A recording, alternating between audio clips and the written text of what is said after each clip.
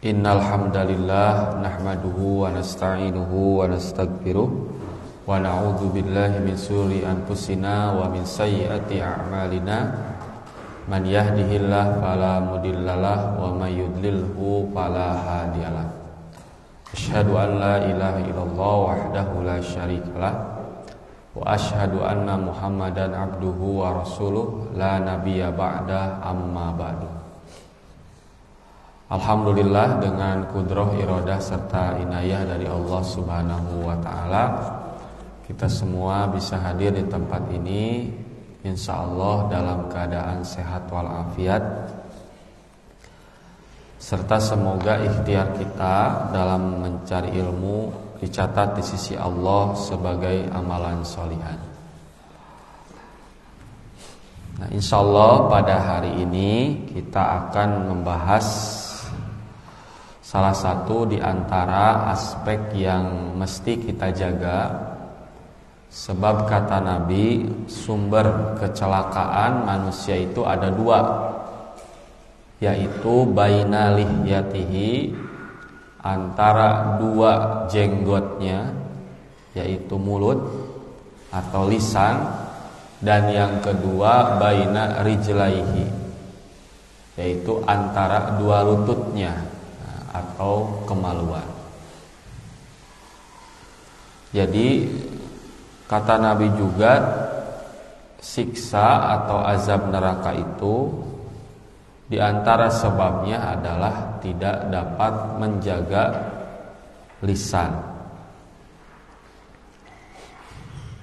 Nah, maka kita diperintahkan oleh Allah Subhanahu wa ta'ala untuk menjaga lisan atau mulut kita agar tidak mengucapkan sesuatu yang dilarang atau menjadikan sebab bagi kita masuk ke dalam barisan orang-orang yang diazab oleh Allah Subhanahu wa ta'ala. Nah, di antara firman Allah yang menjelaskan atau yang mengingatkan kepada kita bahwa setiap ucapan lisan kita akan dicatat, akan dituliskan, yaitu surah Qaf ayat 17 dan 18. A'udzubillahi minasyaitonir rajim. Id yatalaqqa mutalaqiyani, yaitu ketika dua orang malaikat mencatat amal perbuatannya. Anil yamini wa anis shimali qa'idun, seorang duduk di sebelah kanan dan yang lain duduk di sebelah kiri. Ma yalfidhu min qaulin, tiada suatu ucapan pun yang diucapkannya illa ladaihi raqibun atid, kecuali atau melainkan ada di dekatnya malaikat pengawas yang selalu hadir. Nah, artinya setiap apa yang kita ucapkan itu senantiasa dicatat, senantiasa diawasi oleh raqibun atidun, pengawas atau malaikat yang selalu hadir di sebelah kiri dan kanan kita. Nah, maka apa saja dosa atau potensi-potensi dosa yang disebabkan oleh lisan? Yang pertama yaitu berdusta atau berbohong.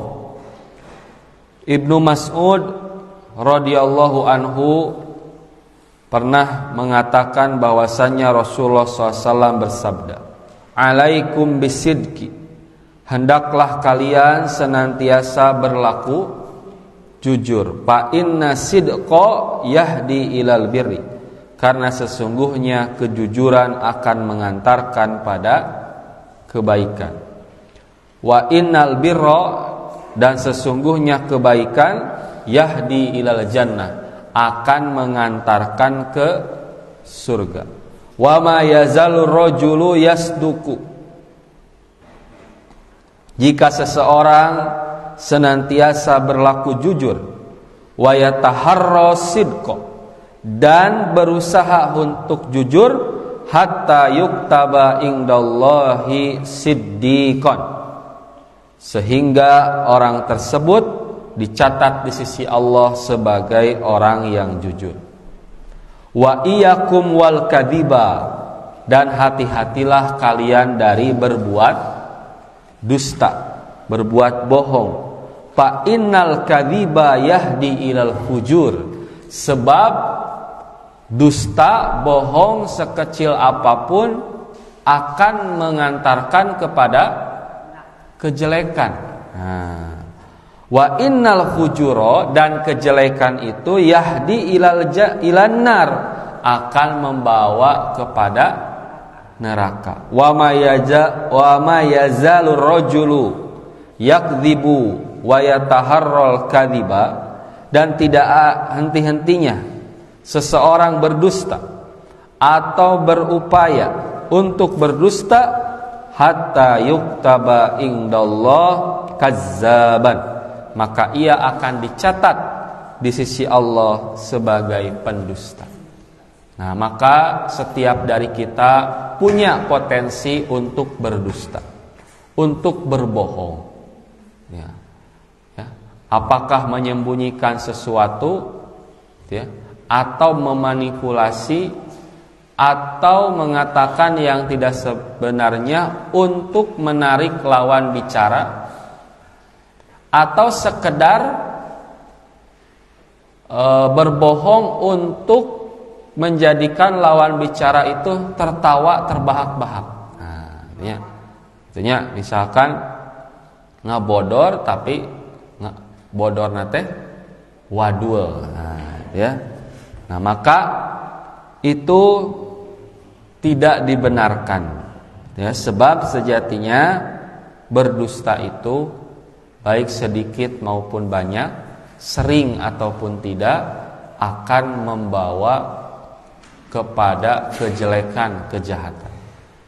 Dan justru ketika dia sering berdusta, bahkan untuk hal-hal yang sepele, ya, dia berdusta, nah, maka oleh Allah akan dicatat di sisinya sebagai kazzaban, pendusta. Nah, sebaliknya orang yang jujur, dia akan senantiasa berlaku jujur dan akan dicatat sebagai orang jujur. Dan orang jujur itu hidupnya akan tenang karena tidak ada yang dimanipulasi, tidak ada yang ditutup-tutupi, serta tidak ada yang dibuat-buat, gitu ya. Selama ini kan kita selalu mengesankan diri kita baik, mengesankan diri kita soleh, gitu ya. Sehingga sejatinya kita capek dengan peran kita yang bukan sebenarnya. Nah, orang jujur itu akan senantiasa enjoy dalam menghadapi kehidupan. Sebab dusta itu akan disertai dengan dusta-dusta yang lainnya. Nah, itu potensi dosa dari lisan. Kemudian potensi dosa yang kedua adalah ghibah. Ghibah menurut Imam An-Nawawi adalah menyebutkan kejelekan orang lain di saat ia tidak ada saat pembicaraan. Nah, jadi membicarakan kejelekan orang lain. Orang lain teh saha, siapa saja, gitu ya. Pada dasarnya, pada awalnya, pada umumnya, menjelekkan orang lain saat orang itu tidak ada, maka itu disebut ghibah. Ya. Nah, nanti ada ghibah-ghibah yang dibolehkan, gitu ya. Misalnya dalam pengaduan terhadap kasus atau masalah tertentu. Tetapi tentu yang namanya pengaduan kepada beberapa pihak, bukan diadukan kepada semua pihak. Kalau mengadu kepada semua pihak itu namanya hasutan, agar membenci atau merubah sifat kepada orang itu. Ya, terus seperti para ulama hadis menjelaskan ya kejelekan para rawi, nah maka itu adalah bagian dari ghibah yang diperbolehkan. Atau memperingatkan seseorang dari perilaku dia yang suka berhutang namun hese mayar, icuk colek, ya, susah mayar, maka itu boleh. Nah, dalam Al-Adhkar dijelaskan bahwa Imam An-Nawawi menyebutkan ghibah adalah sesuatu yang amat jelek, tetapi tersebar di halayak ramai. Nah, berarti dari dulu ghibah itu memang sudah menjadi budaya, sudah menjadi sesuatu yang tersebar di masyarakat. Yang bisa selamat dari tergelincirnya lisan seperti ini hanyalah sedikit. Ieu mah sanes nyarioskeunnya bla bla bla. Gitu ya. Walaupun diawali dengan seperti itu, tetap gitu ya. Jatuhnya kepada ghibah. Nah, ya. Ghibah memang membicarakan sesuatu yang ada pada orang lain. Tetapi yang diceritakan adalah sesuatu yang ia tidak suka untuk diperdengarkan kepada orang lain. Nah, ya.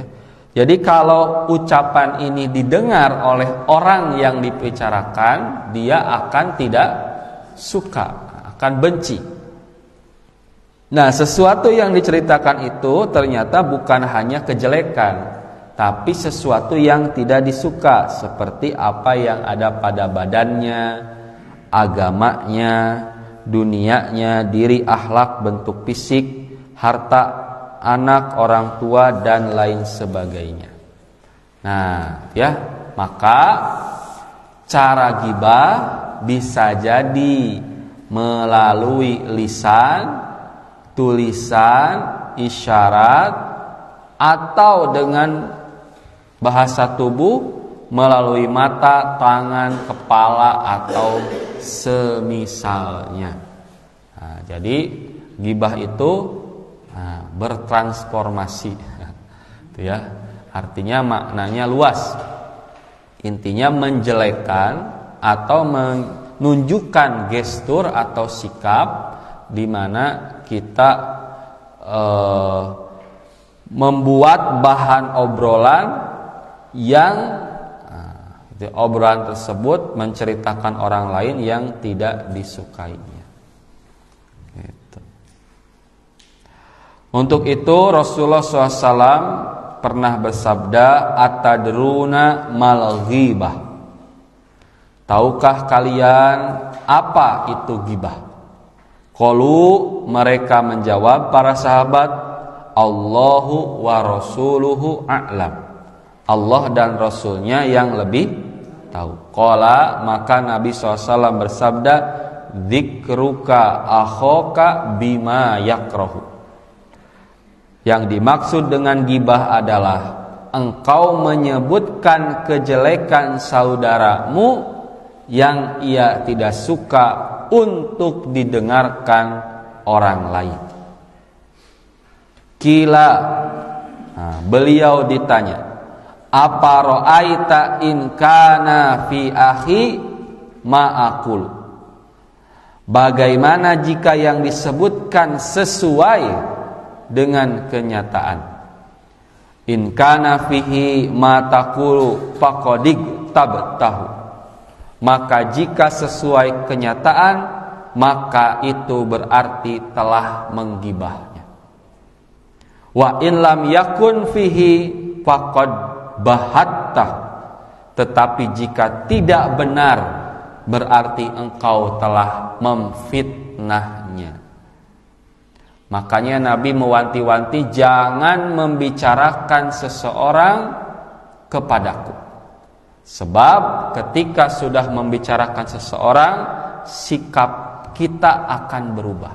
Nah, maksudnya kan hati itu kan mudah terprovokasi, mudah tergoda gitu ya, dengan ucapan seseorang yang bisa jadi orang tersebut kita perdengarkan ceritanya tidak pada faktanya. Nah, makanya kita harus senantiasa bertabayun dan bertasabbut.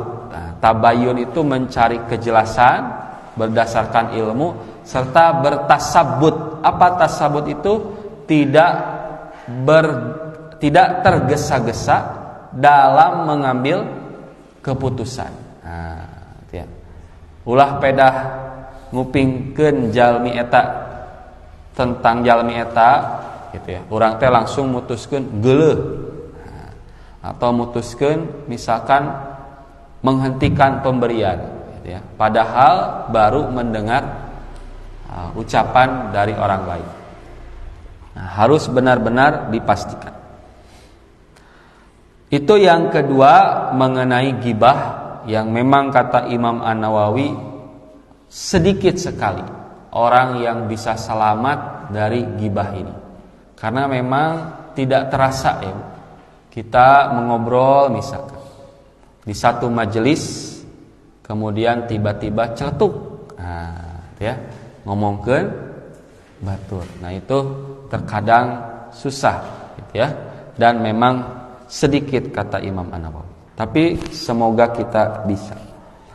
Kemudian yang ketiga adalah namimah gitu ya, yaitu suka mengadu domba.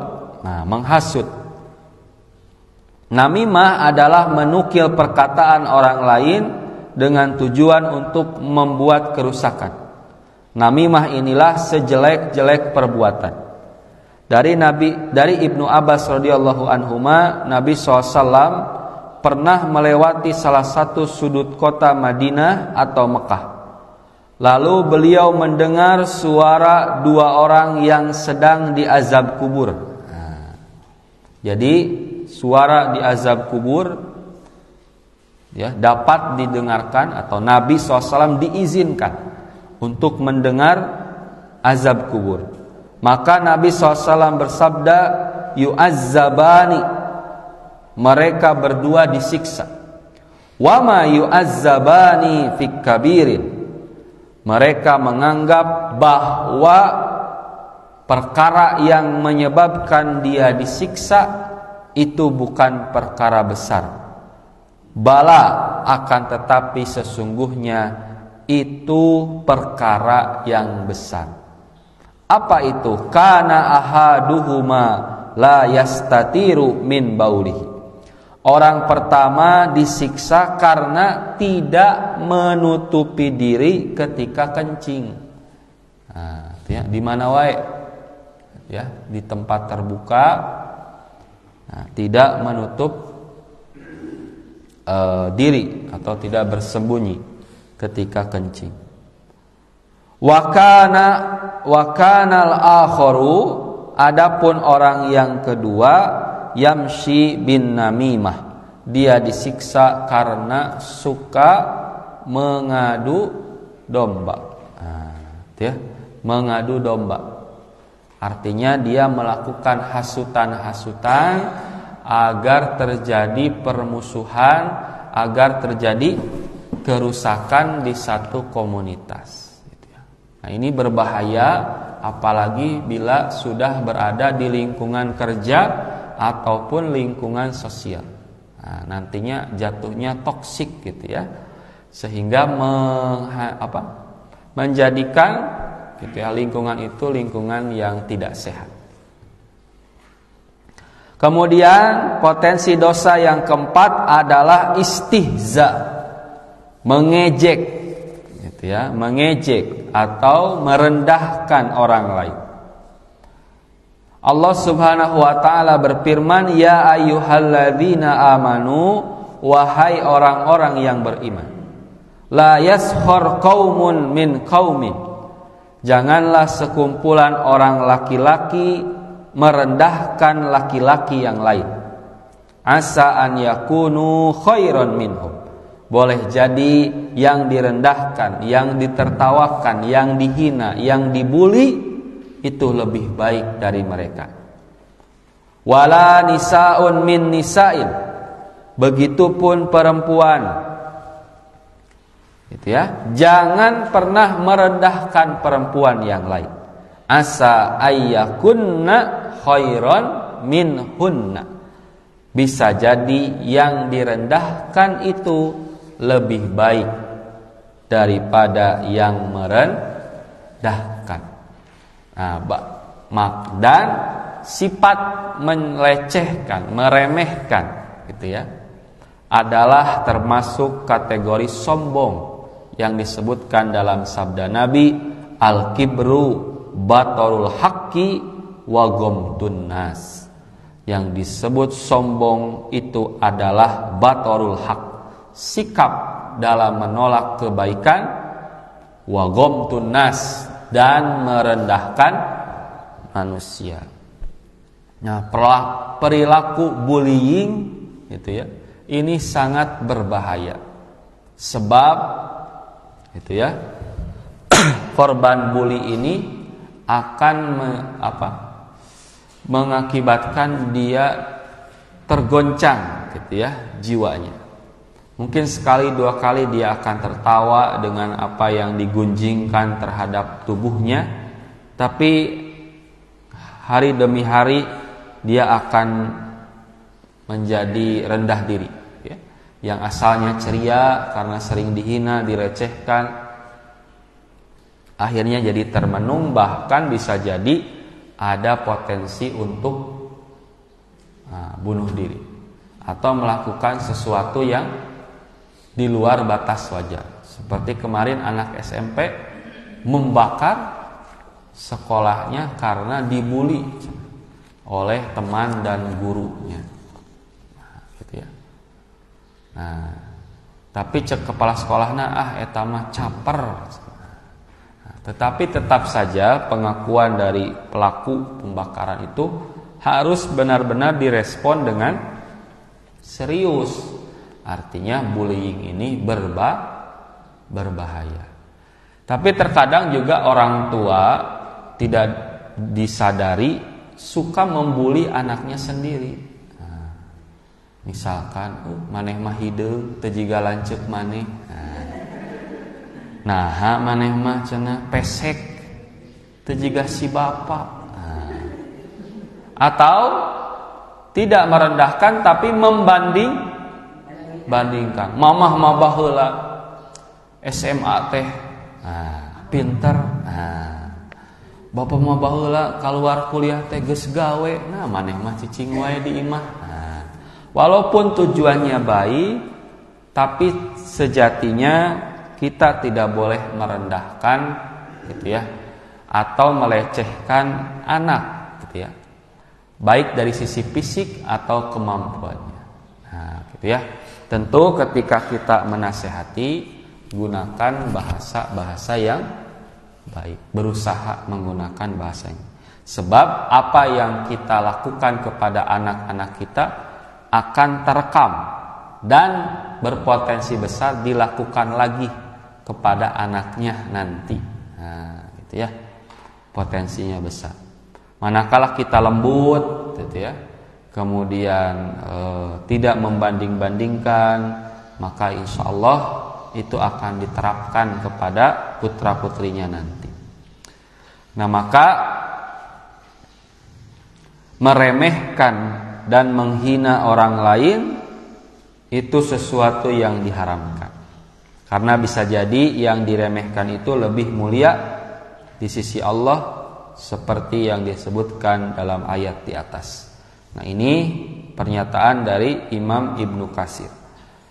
Kemudian potensi dosa yang kelima adalah an-nihayah, meratapi orang mati. Bersedihan berlebihan, ya. Nihayah adalah jika seseorang sedih dan menangisi mayit serta menghitung-hitung atau menyebut-nyebut berbagai kebaikannya. Nah, kemudian ada pula yang mengartikan bahwa nihayah adalah menangis dengan suara keras. Nah, teu aya nu nangis jempenya. Nah, pasti aya gitu nama aya. Nah, dalam rangka meratapi kepergian mayit atau meratap karena diantara kemewahan dunia yang ia miliki lenyap. Nah, jadi bukan hanya ditinggalkan orang yang disayang, tapi sesuatu yang disayang hilang. Misalkan mohon maaf mobil hilang, rumah terbakar, tapi dia sedihnya berlebihan. Maka ini termasuk nihayah dan itu terlarang. Nah, nihaya termasuk larangan dosa, bahkan dosa besar, karena diancam dengan hukuman. Nah, ya, ciri dosa besar itu adalah disertai atau dijelaskan mengenai hukumnya nanti di akhirat. Dalam hadis riwayat Muslim dijelaskan Rasulullah SAW bersabda, 4 hal yang terdapat pada umatku yang termasuk perbuatan jahiliyah yang susah untuk ditinggalkan. Nah, 1, membangga-banggakan kebesaran leluhur. Nah, agul ku payung butut. Nah, abi teh keturunan Raden Kian Santang, pun bapak Kian Rantang. Pun ini teng-teng gitu. Kedua, keturunan. Nah, gitu ya, mencela keturunan. Ketiga, mengaitkan turunnya hujan kepada bintang tertentu atau mengait-ngaitkan. Nah, tiaroh. Kalau ada kupu-kupu rumah, akan ada tamu. Gitu ya. Tapi ini bukan insting ya, insting mah ada teman. Normal. Ini mah mengait-ngaitkan. Kemudian yang keempat, meratapi mayit, nihayah.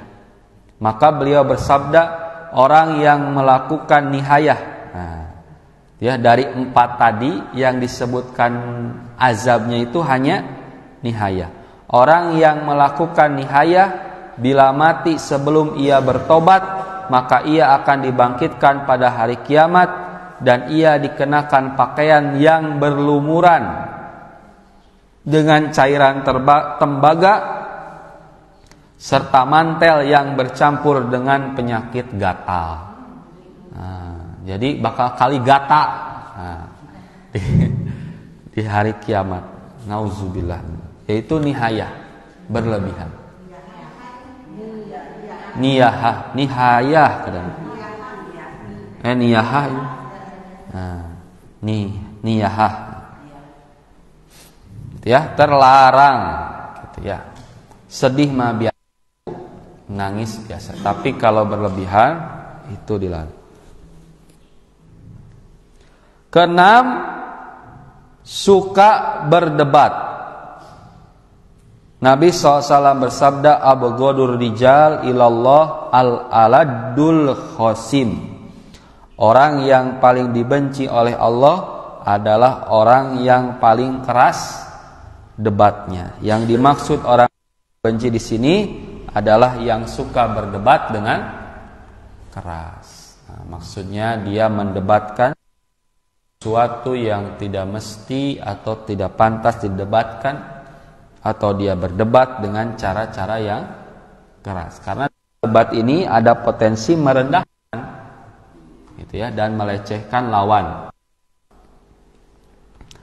Tapi kalau diskusi wajadil ahsan itu justru dari Allah, yaitu untuk berdebat, ya, saling bertukar pikiran dengan cara.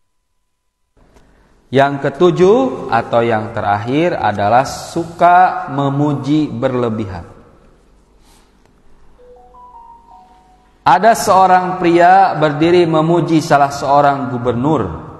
Nah, itu ya, kata Abu Ma'mar, Miqdad Ibnul Aswad lalu menyiramkan pasir ke wajahnya dan berkata, Amarona Rasulullah SAW an-nahsiya fi wujuhil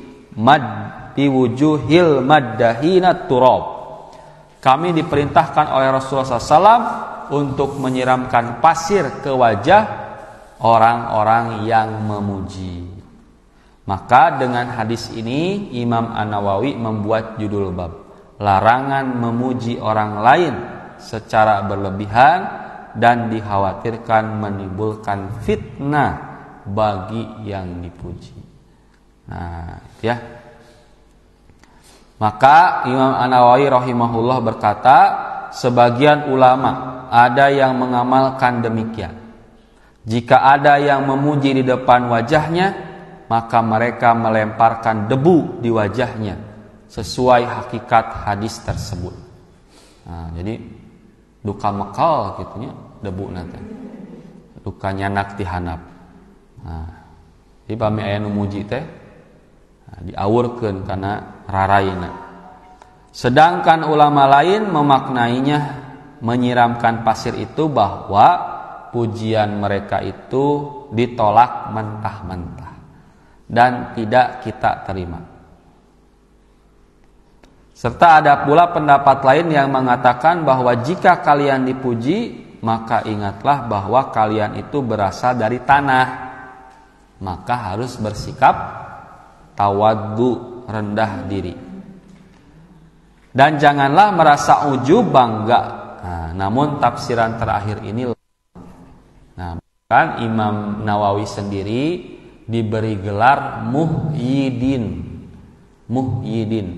orang yang menghidupkan agama. Tetapi beliau mengatakan, aku akan membenci orang yang memberiku gelar muhyidin. Nah, maksudnya bukan saking ya, karena beliau tawadhu, beliau tidak mau diberi gelar muhyidin. Padahal beliau itu ulama besar ya di abad ke-7 Hijriah. Nah, maka yang terakhir, bagaimana cara kita, ikhtiar kita lepas ya, terbebas dari dosa lisan. Yang pertama tentu bertaubat kepada Allah Subhanahu wa taala, yaitu dengan menyesali setiap apa yang kita ucapkan. Yang kedua, tidak mengulangi dan berhenti gitu ya, serta kembali taat.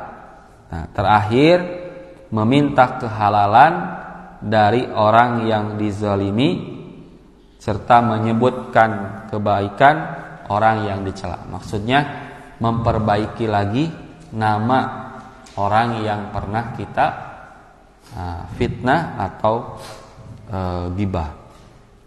Kedua, kita harus senantiasa menambah ilmu, yaitu dengan mengetahui jeleknya dosa karena lisan.